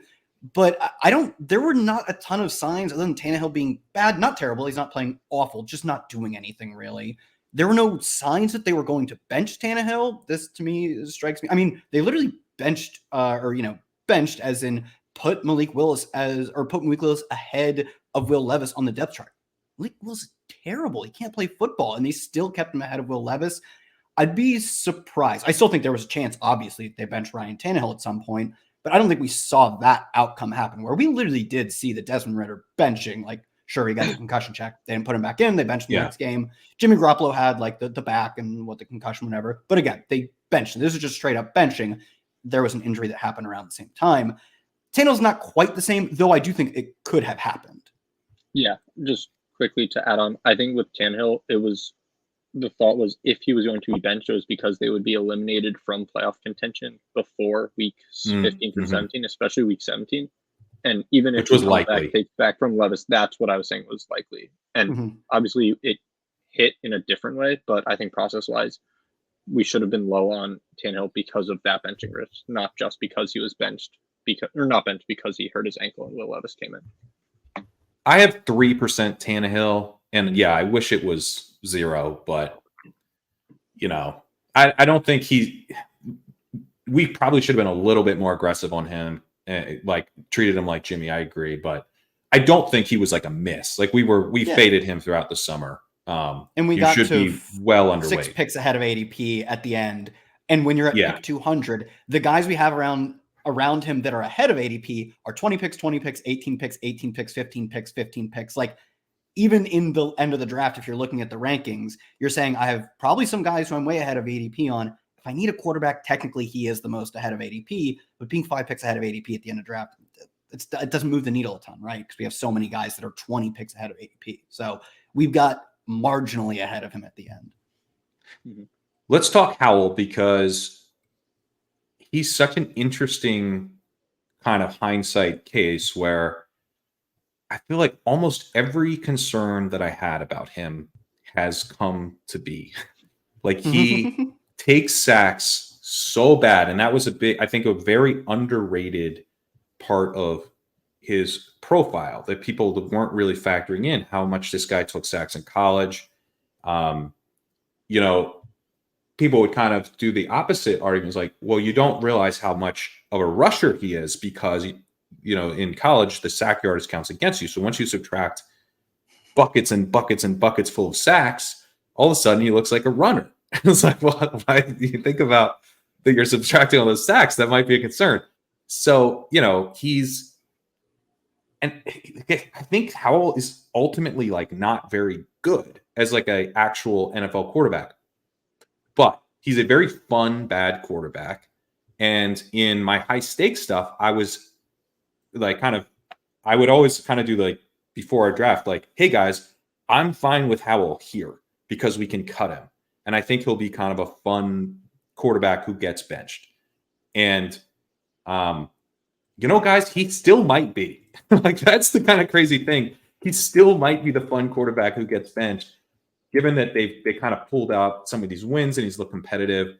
He looked really competitive both times against the Eagles, and then they get this win over the Patriots. I think maybe Bieniemy probably, like Rivera and Bieniemy are going to assess this of like who's less likely to get me fired, who's less likely to kind of make me look bad. At this point, I think they're going to feel like sticking with Howell is their best bet for all that stuff, not moving to Brissett, even at the very end of the season, in which case Howell will be a big win. But at the same time, like, it's a really, really risky pick. What I would say, if I missed in a significant way on anything, it's that the payoff has been a lot higher than I thought it would be. And I think the Bieniemy part of that is what I underrated, not the Howell profile so much, because he hasn't really been that much of a runner. It's that he's, and that was like kind of the upside case that was presented to me. It was like, you're underrating his rushing ability, because I thought he'd be a fun passer. But Bieniemy just like running this offense like the Chiefs and just having them pass nonstop and being super aggressive, and then them trading away all of their pass rushers, and now they're just going to be in shootouts nonstop. I would have laughed if you told me that's the way this is going to play out. I mean, it would be like, that's the most like, you're just so in the bag for Howell. And it's like, no, I'm literally just from the future. So that part of it, I think, hurts because the upside actually was here. And to the point where I think you could say, look, even if he does get benched, as long as you show up with another quarterback who's active in the playoffs, like you may have only gotten there because of Howell, and then therefore he is a hit. Yeah, I don't know. If he gets benched in week 14 for good, feels like that would still likely be a miss. I don't know. We talked about this risk with all these other quarterbacks. It's like, you miss the important games of the year. It almost does not matter what you did, especially if it was you miss these games in a predictable fashion. Obviously injuries happen, but if we know that, like, obviously Howell's not getting benched in weeks 1, 2, or 3, it happens at some point later in the season. The more likely you go on, the more likely he is to have been benched at some point. Doesn't feel too like, it feels like if you get benched in week 13, you miss your entire fantasy team's playoffs where all of the money is. It almost certainly still goes down as a miss. And process-wise, that is predictable. And like, there is a world in which they go out and get stomped by the Eagles a few weeks ago, and the game, like, he gets benched after that. They had like they had just scored. Well, they still traded their D-line after that game. Like, it doesn't. Yeah. They went out on the season after that, but that didn't mean benching Howell, obviously. Like, I don't know. I think if, like, there's a scenario in which he's been benched already because of the sack taking issues. They scored 7 points against the Giants. Obviously, like, you'd prefer to have him right now. I still don't even think it's an entirely settled debate. Obviously, we're trending towards losing it. I have like, no doubts about that. But like, yeah, he blows up in the next 3 weeks and gets benched. It's probably still a loss for the people who drafted him. I think that has looked increasingly less likely though. And it's going to likely be an L for us. I still think it's not settled though. But I concede that like we definitely are more likely to lose the Howell than we are to win it. Yeah, I think we had the Howell range of outcomes pegged pretty properly and also understood the devastating impact of a benching at any point. I think we underestimated, possibly correctly, the new Josh Harris-led ownership's ability to be forward-thinking and willing to just let their young players play. They're trading away pass rushers that they necessarily didn't need to trade away. They're running with Sam Howell. They're good. I'm almost entirely confident he will play the rest of the year, barring an injury. So from a results perspective, it will be a loss. I think he might mandate to their GM and to Rivera, you will play Sam Howell. He might be our quarterback next year. Jacoby Brissett will not start for us next year. Mm-hmm. There is no need to see him play, which is how he's handled business with the Philadelphia 76ers and New Jersey Devils. But I'm not sure you really want to bake in any ownership tendencies. And I think, Pat, you made a great point on the Howell sack taking. A less active owner may have allowed the GM and coach, who are clearly, I think, lame ducks, at least Ron Rivera is. I don't think they'll be back next year. I think they, if they had the choice, might have went with Brissett. Yeah, and I mean, I think there is some chance that he is benched. I just think it's much, much lower than I thought it was to begin the season, and probably than it was to begin the season. Like the fact that he has had competitive games against the Eagles and has, you know, they've gotten wins against the Patriots last week and the Falcons. You know, they beat the Broncos and the Cardinals to start the year. Waiting for a good win to show up in this crew.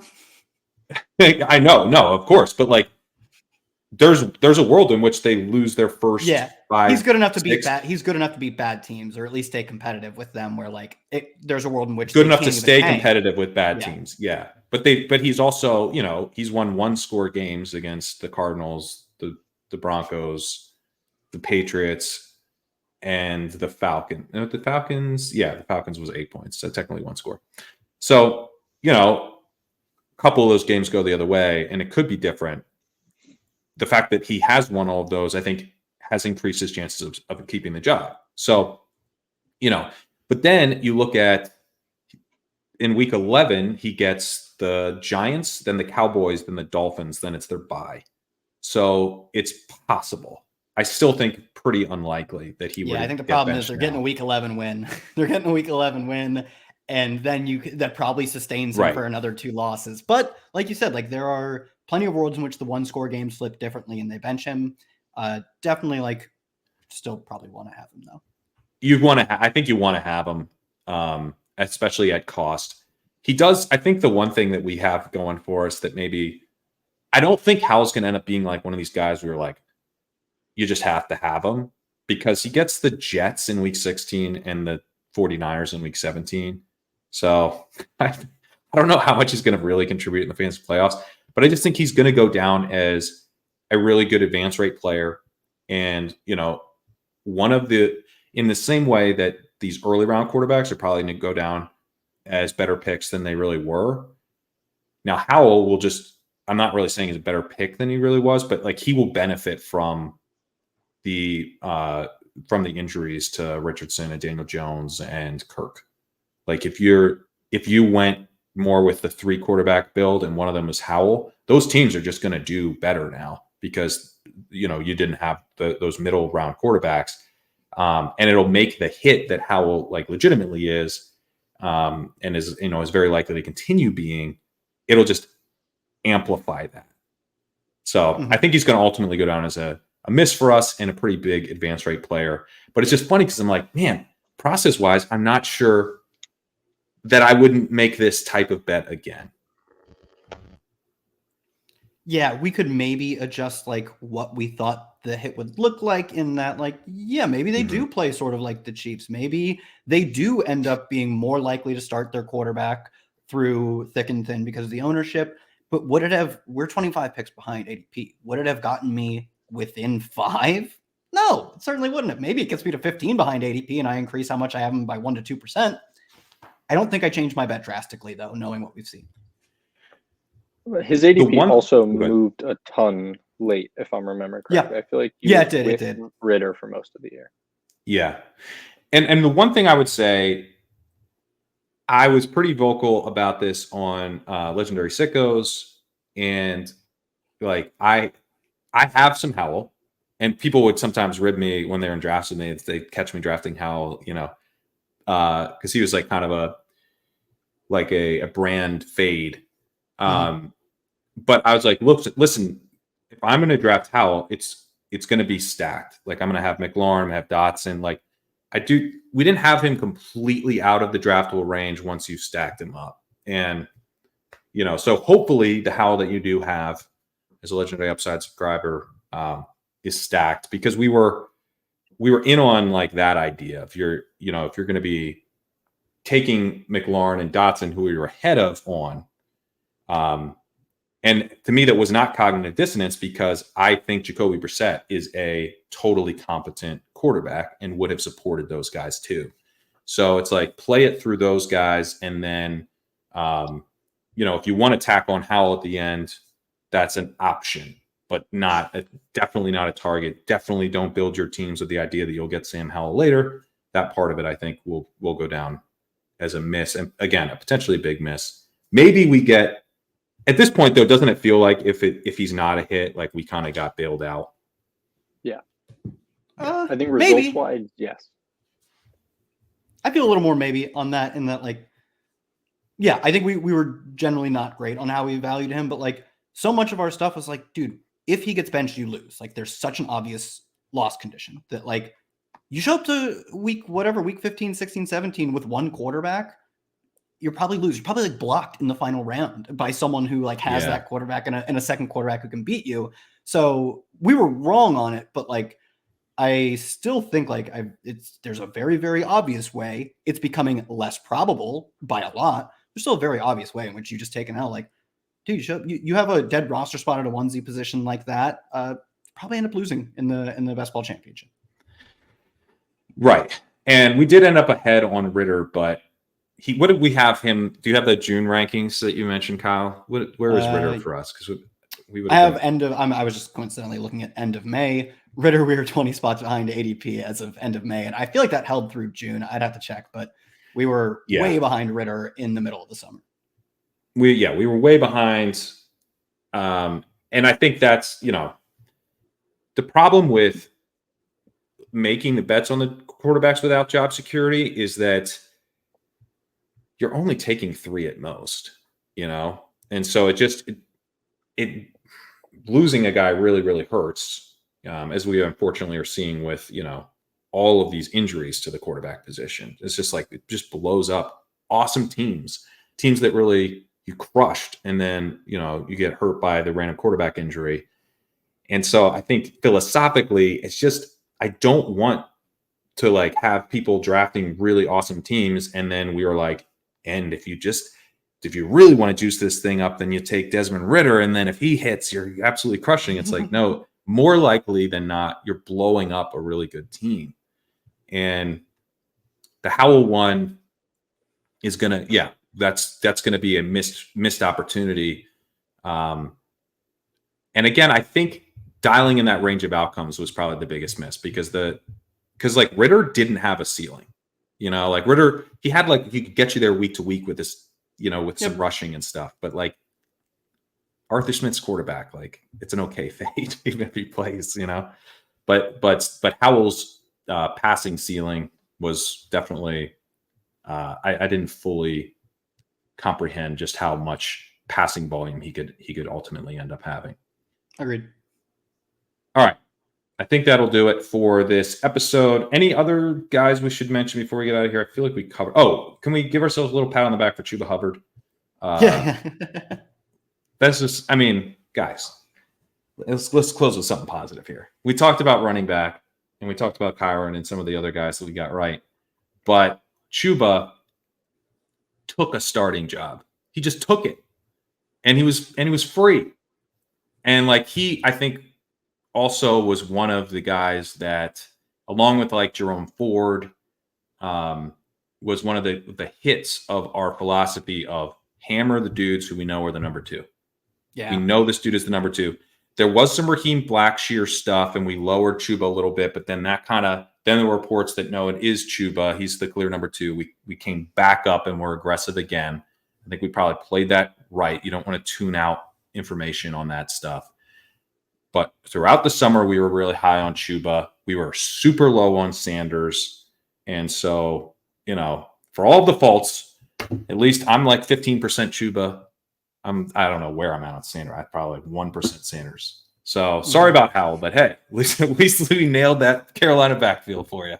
Yeah, I mean, it was a great season to fade dead zone type of running backs, even if they went cheaper. It's like we still were so anchored to what you used to have to pay to get Alexander Madison. He's so much cheaper this year. Dude should have been a 14th round pick. Like, he is just not good. Same with Miles Sanders. Like, we were the market was so anchored to that, and we, especially in the instance of Miles Sanders versus Chuba Hubbard, it's like very clear that Sanders just is not it for the price you have to pay to get what could ultimately come in as the starting running back. You should take the shot on the guy like Chuba as opposed to throwing away picks on someone like Sanders. Yeah. We, I think, did that very well at running back and not as much at wide receiver. Week 1 really does not matter. Darius Slayton and Devontae Parker running 90% of the routes is not that impactful, just as Miles Sanders getting 75% of the week 1 carries and turning that into 23 yards, 3 receptions. That doesn't even matter in week 17. It actually did matter because that's why Chuba matters now. Yeah. Yeah. And even when the market semi-corrects on player prices, Miles Sanders was 1 round cheaper than he may have been when he should be 4 to 6 rounds cheaper in an efficient market. There are players who just are almost always bad picks, and you have to sometimes be confident making those selections. You'll win most of the time, hopefully. You might swing and miss on a 34-year-old Adam Thielen on the league worst offense. But again, that's the tax you pay for this. Yeah, it's a prove it situation. Like, I don't know what the appropriate price is on a dead zone back. Like, it's hard to tell because they do project for a lot of work. And at some point, we know there's a point in which Miles Sanders has value. Until the market in any single year can ever prove that they know how to price these dust balls who project for 15 carries in week 1, I'm not going to draft them. Prove it to me you can beat me. 1 year, price all the dead zone backs correctly, and pick up your few useful RB2 weeks. It's the 8th round. I think it's the 8th round. The 8th round is okay because we were in. Rashaad White was totally fine, right? That's what the David Montgomery that I have is like kind of 7-8 turn. James Conner we weren't out on. The Josh Jacobs that I have from 2022 was like kind of closer to 8th round. Yeah, I think that's about it's the 8th round. But like Miles Sanders was in the 5th, 6th round. Alexander Madison, 5th, 6th round. Damian Pierce, same thing. Yeah, the Joe Mixon that I have in the big board was from around the 8th round. Which, that's okay. Yeah. No, it's a great point on the dead zone. And I think the 8th round there's nothing magical about it. But that tends to be where wide receiver really starts to dry up in a big way. All right, guys, that was about 3.5 hours of content that we just did on the best ball rankings. That was a lot of fun. Hopefully, everyone enjoyed this little retrospective. In general, I feel really good about the rankings, and I feel even better about next year's rankings because I think we've identified some kind of macro things that we can tweak. It's kind of talent based is part of the philosophy. I think somewhat archetype based. We are going to have misses. No one can ever be 100% correct, but understanding kind of the range of outcomes for sort of groups and archetypes and player profiles, being underweight and overweight on some of those groups, and then you get your hits, you get your misses, but hopefully overall, the portfolio looks really strong because you're overweight groups with the ranges of outcomes that we actually want to target. And I think we can tweak that. We didn't nail that as much as I liked, but I think in general we did a good job. So hopefully you feel the same. Hopefully you're having a good best ball year so far. Which I guess, how are you guys doing? Is your portfolio doing pretty well so far? I mean, I know it's early, but are we? I'm advancing more teams than I should be, and I feel like I didn't focus on advance rate a ton. So to have I have what I think is like more late season upside than the average team, and still going to get more teams than I should there. That's all you can ask for. That's exactly Yeah, where I'm at. We're playing Yeah. a game to win money in week 17. You want as many bullets to do so because you want as many shots on goal, but you want high value shots, good opportunities. And I think that's more important because though that's tough to quantify to the average person, it absolutely matters. 100%. Yeah, right now I'm just like, I've checked to see if I'm kind of chugging along. I want to see like slightly better than average advance rates, and then hopefully those kind of pick up as Breece Hall continues to do well. And then Jonathan Taylor gets back out there. He's the guy you needed anyways. That's right. Maybe And then those we Anthony Richardson, John Taylor teams from 12th to 10th. Oh man, what could have been. All right, what do you guys got going on? Tell the people where they can check your stuff out. Follow me on Twitter. Kyle Tweets here. Waiver wire article will be up probably by the time you hear this. Roto World Football Show. That's it. Follow me on Twitter, Danny _dimes, write for the 33rd team and on my Substack. Tweet stuff out pretty regularly, mostly about fantasy football or the Knicks. All right. Check out legendaryupside.com, and we'll see you when we see you.